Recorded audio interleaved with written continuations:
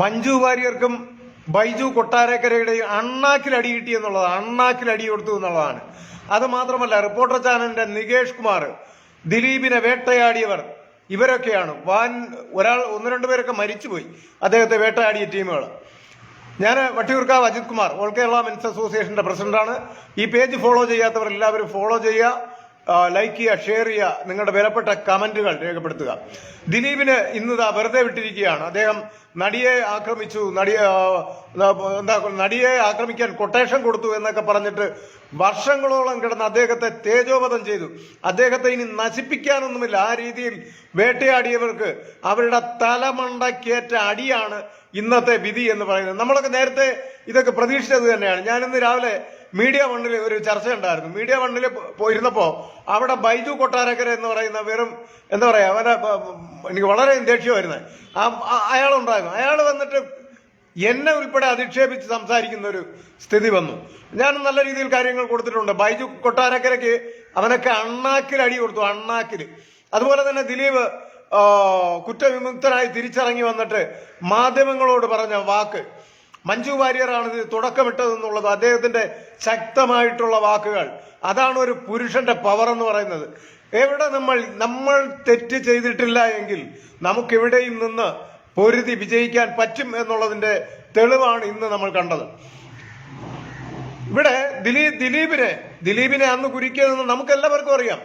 ഒരു പൾസർ സുനി, ഇവിടെ പൾസർ സുനിയെ തൂക്കിക്കൊന്നാലും കുഴപ്പമില്ല, നമുക്കതൊരു വിഷയമല്ല. പക്ഷേ ഇവിടെ മാധ്യമങ്ങൾക്കും കുറെ എംബോക്കികൾക്കും പൾസർ സുനിയും മറ്റുള്ള ടീമുകളെല്ലാം വെറുതെ വിട്ടാലും കുഴപ്പമില്ല, ദിലീപിനെ തൂക്കിക്കൊള്ളണമെന്നുള്ളതായിരുന്നു ഇവരുടെ അജണ്ട.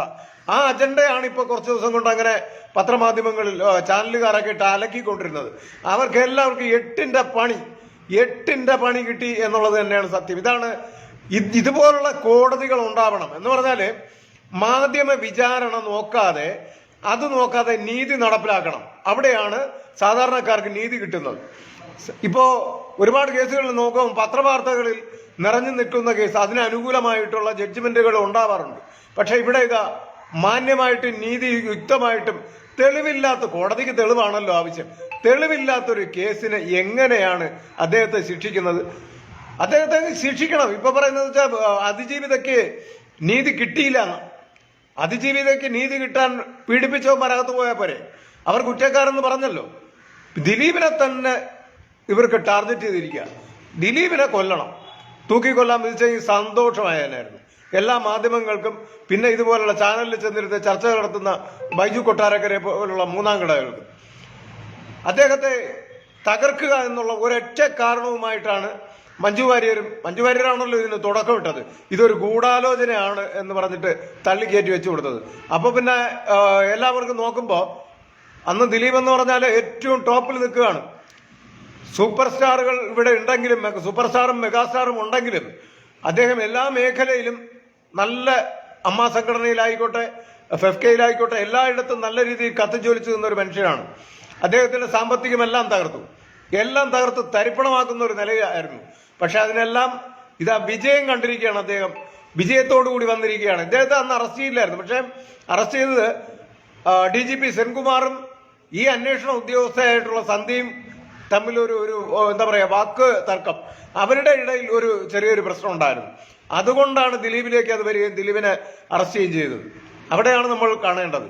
അപ്പോൾ ഇതുപോലുള്ള ഉദ്യോഗസ്ഥകളും ദിലീപ് പറഞ്ഞതുപോലെ ക്രിമിനൽ പോലീസുകാരും ചേർന്നിട്ട് ആരെ വേണേലും കുരുക്കി ജയിലിലിടാമെന്നുള്ളൊരവസ്ഥ. പക്ഷെ അതിന് നീതിപീഠം മറുപടി കൊടുത്തിരിക്കുന്നു. അദ്ദേഹത്തെ പുറത്തുവിട്ടിരിക്കുന്നു. അദ്ദേഹം തെറ്റുകാരനല്ല എന്ന് കണ്ടിരിക്കുന്നു. എന്തായാലും കൂടെ നിന്ന എല്ലാവർക്കും അദ്ദേഹവും നന്ദി പറഞ്ഞിട്ടുണ്ട്, ഞാനും നന്ദി പറഞ്ഞിട്ടുണ്ട്. അന്ന് ഞാൻ സെക്രട്ടറിയുടെ അവിടെയൊക്കെ ഒരുപാട് സമരമൊക്കെ നടത്തിയിട്ടുണ്ടായിരുന്നു. അദ്ദേഹത്തെ അനാവശ്യമായിട്ട് ജയിലടച്ചിട്ടതിന്റെ പേരിൽ. എന്തായാലും അതിനൊക്കെ ഫലമുണ്ടായി എന്നുള്ളതിന് യാതൊരു മാറ്റവുമില്ല. സ്ത്രീകൾ ഉൾപ്പെടെ ഒരുപാട് പേര് പിന്തുണ നിന്നിട്ടുണ്ട്. എല്ലാവർക്കും ഞാനും നന്ദി പറയുകയാണ്.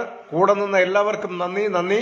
അതുപോലെ തന്നെ മറ്റ് എൻ്റെ കൂടെ സമരങ്ങളിലൊക്കെ അന്ന് വന്ന ഒത്തിരി പേരുണ്ട്.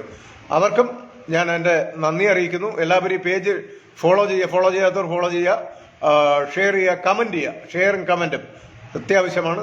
നന്ദി, നമസ്കാരം.